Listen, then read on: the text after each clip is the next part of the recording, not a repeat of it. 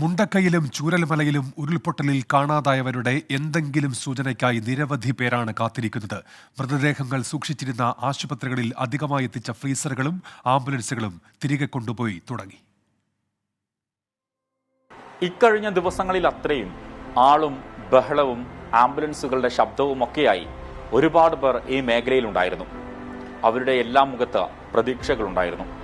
എന്നാൽ ദുരന്തം നടന്ന് 10ാം നാളിലേക്ക് അടുക്കുമ്പോൾ ഇവിടെ ആളുകളില്ല, ബഹളമില്ല, ചീറിപ്പായുന്ന ആംബുലൻസുകളില്ല.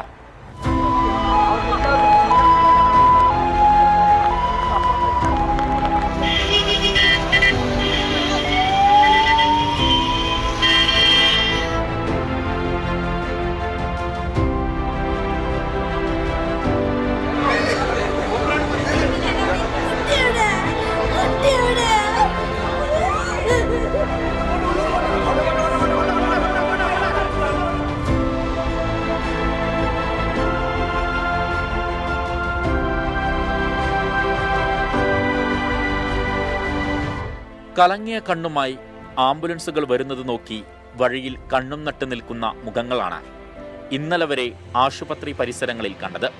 ഇന്ന് കാഴ്ചകൾ മാറുകയാണ്.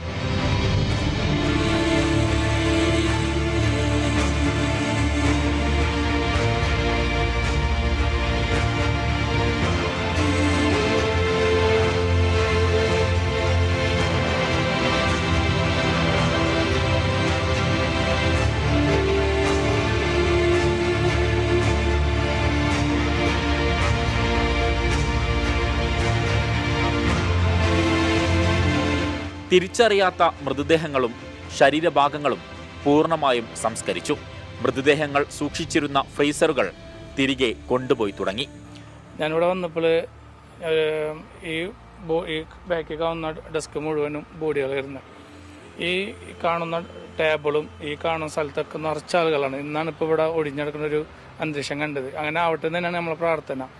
കാത്തിരിപ്പ് ശരിക്കും നമ്മൾ പറയാറില്ല, കാത്തിരിപ്പ് വലിയൊരു വേദനയാണ്. അത് തന്നെയാണ് നമ്മളിവിടെ കണ്ടുകൊണ്ടിരിക്കുന്നത്. ഈ 7-8 ദിവസവും നമ്മൾ കണ്ടുകൊണ്ടിരിക്കുക. നമ്മളൊക്കെ ഇവിടുന്ന് പോകാം, മിനിയാന്ന് ഞങ്ങൾ പോകാമെന്ന് വിചാരിച്ചാൽ, പക്ഷെ ഇവിടുന്ന് എന്തോ നമ്മളെ പിടിച്ചു വലിക്കണ പോലെ ഈ മുഖങ്ങളെല്ലാം തന്നെ നമ്മളെ മനസ്സിൽ ഇങ്ങനെ അലട്ടുന്നുണ്ട്.